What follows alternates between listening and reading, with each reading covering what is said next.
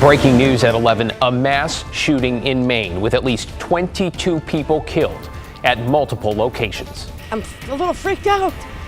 I want to know. As relatives wait to find out if their loved ones are safe. Plus, an update on the pilot arrested in Portland, accused of trying to take down a plane. How his lawyer says he wasn't under the influence. Then, Salem city leaders in crisis mode. Panic. I mean, it's a problem. I mean, it's a big problem for us. Why they're worried they won't be able to open warming shelters this winter. And speaking of chilly weather, an October surprise? Who would have thought to put snow tires on at the end of October? How the season's first big snow got some travelers off guard. And we begin at 11 with breaking news and a mass shooting in the second largest city in the state of Maine. Thanks for joining us. I'm David Molko. Reports of how many people are dead have really been changing minute to minute here. Here is the very latest, according to a 10:30 update from police. The number killed is now between 15 and 20, with another roughly 50 people hurt. Victims were found at several locations, including a bar and a bowling alley in Lewiston, that is north of Portland, Maine. The shooter remains on the loose. Tonight, police identified a person of interest, 40-year-old Robert Card. They also have neighborhoods in 3 towns under lockdown. Meanwhile, in the early hours of the morning, people are waiting to learn if their loved ones are among those killed. A lot of helicopters. Like, I'm hearing helicopters all over the place with spotlights. It's pretty crazy. Well, it's a little unnerving. Luckily, my son is asleep right now and he can't hear anything. Me and my wife are up and just kind of pacing around. And Here we're all waiting and we've heard nothing.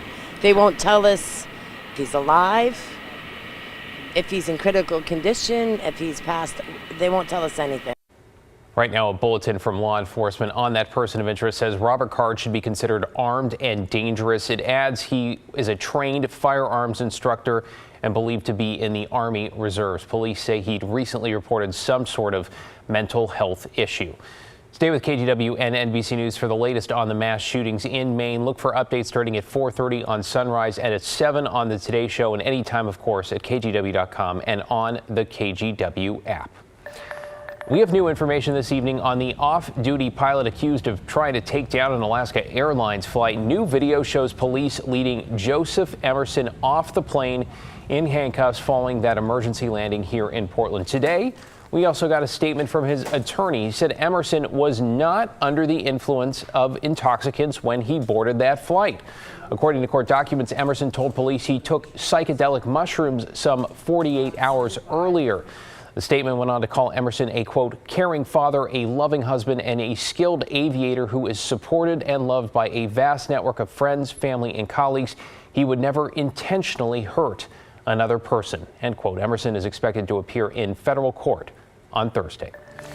New at 11, several suspects are behind bars tonight after a domestic violence sweep across our area. As Catherine Cook shows us, it is when law enforcement agencies team up to take down alleged offenders accused of hurting others. Our mission today is to serve and attempt to serve Clackamas County warrants related to family violence. Everyone in this room is anxious to get outside, serve warrants, and make arrests. Their uniforms are all different. Milwaukee, Gladstone, Canby, but their goal is the same: put domestic violence offenders behind bars. This is the 20th annual domestic violence sweep. It started right here with the Clackamas County Sheriff's Office. Today, more than 200 law enforcement agencies across 16 states are participating. 20 years of sending an important message, and that message is that family violence is unacceptable. And those who commit acts of family violence will be held accountable for their actions. Before they leave, officers hear from a domestic violence survivor. She wants them to know that what they're doing matters. I believe I am here alive because of you, law enforcement.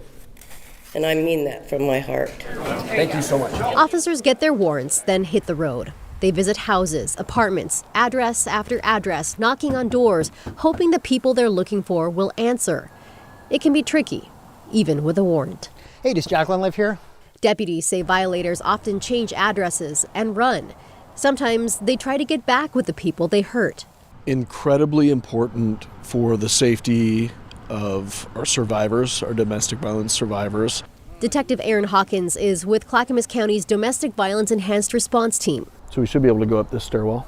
He's about to serve a suspect wanted for multiple sex crimes. Aiden, step out, please. Turn around, face the wall. Interlace your fingers. You feeling okay? Yeah. All right. Hawkins notes this mission doesn't end with stopping domestic violence. It's often how it starts. Because as we know from statistics, it's likely that these offenders that commit domestic violence are going to very typically commit acts of violence against other people as well. Back at headquarters, deputies book their suspects. With each one, they think of those they're accused of hurting and hope that this is where their cycle of violence ends. October is Domestic Violence Awareness Month, but there is always help for those who need it. You can start with the National Domestic Violence Hotline. The number to call is 1-800-799-7233, or you can text START to 88788. David. Yeah, some really important resources there. Catherine Cook in the newsroom tonight. Thank you, Catherine. Let's get you caught up on tonight's other headlines. The NTSB has released its preliminary report on a plane crash into a Newburgh home earlier this month. Investigators say the student pilot had just been certified to fly single-engine planes, and he was beginning instruction in multi-engine planes. With this, his first flight, officials said the plane rapidly lost speed and altitude and essentially dropped out of the sky, something witnesses recorded on video. A full investigation to figure out what went wrong and recommend next steps could take at least another year. Both the student pilot and his instructor were killed in the crash. A passenger was seriously hurt. In Washington County, authorities say they busted part of a multi-state sex trafficking ring connected to a home in the Bethany neighborhood. They searched the home off Northwest 167th Avenue last week. Now they are trying to figure out if there are more victims. 2 suspects have been arrested and indicted. Dwight Dew Jr. and Emily Herrera are both accused of promoting prostitution and convincing minors to become prostitutes. And some big news tonight from the United Auto Workers. The union says it's reached a tentative deal with Ford. That could bring an end to the nearly 6-week strike against Ford, GM, and Jeep maker Stellantis. The 4-year deal, which still awaits approval again just for Ford from 57,000 union members, would include a 25% general wage increase plus cost of living raises that would put the pay increase over 30%. All right, to a winter wonderland now in our first significant snowfall of the season in the Cascades. This, of course, was the view at Government Camp. As for Timberline, as typically happens, the further up the mountain you went, well, the more snow. Many people told us the storm, though, took them by surprise. A few even changed their plans to go see it for themselves. So I'm just going to go up and figure it out. I had no idea what to expect, but now I can see there's a blizzard. Who would have thought to put snow tires on at the end of October? We just retired, so we decided that this would be a fun day to come up and have a cup of hot chocolate and watch the snowfall. Yeah, it is that time of year. ODOT has already warned because of budget cuts, they will not be plowing and de-icing highways as often. Something to keep in mind as you travel our roads and passes this season. Let's bring in Chief Meteorologist Matt Zaffino. Matt, a bit of a wallop up on the mountain. So what is headed our way next? Yeah, the beginning of hot chocolate season, right, David? I mean, that was a great idea. The mountain looks really beautiful right now. The snow has ended at Timberline. This is live from our camera there.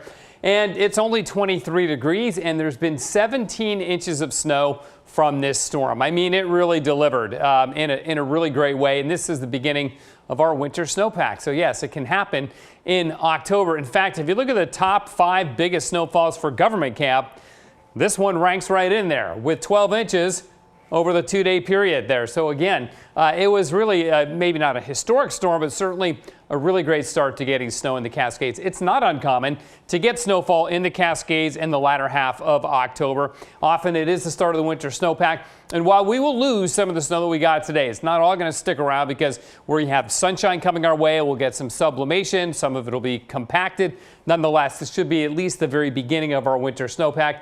And the 1-day snowfall record for Oregon In October, Crater Lake had 32 inches on the 30th of October back in 1956. You see the showers have pretty much all but ended around Oregon. And now the thing is this, now that those showers have moved on, fog is going to become an issue. Already out at the coast, humidity is up to 100%. We'll talk about that in a bit, David. Back to you. All right, thank you, Matt. And with cold weather about to set in, the mayor of Salem says that city has run out of funds to open emergency warming shelters. Right now, the city has $150,000 to put toward the centers. They need $850,000 to top it up. They're asking the state to step in. The Mid-Willamette Community Action Agency, the group that typically runs Salem's warning centers, is now planning to put up tents for about 90 people as a last resort. The warming is so vital in a community because it allows people to get in off the street. It puts them in a warm space, a dry space, lets us get a little bit of food in them, some warm liquids in them. It takes several deaths before they say, oh, well, maybe we should put some funding into not letting these people die of cold. All right, so the governor's office tells us it is up to Marion County to declare a severe weather emergency. That is the only way the state can then send those funds. Given the overnight lows forecast for the weekend, we have reached out to the county about their plans. We are waiting to hear back. Well, in Gaza, the UN says fuel could run out as soon as Thursday and that it might be forced to halt its operations on the ground. Meanwhile, an Israeli airstrike Wednesday hit a multi-floor residential building with people running to take shelter. Officials in Gaza, which is governed by Hamas, say at least 6,500 people are now dead.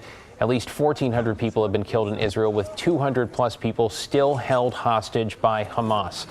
The World Health Organization saying hospitals and clinics in Gaza are now on the edge of failing. And amidst that increasing violence, many are now calling for a ceasefire that includes some Palestinians and Jews.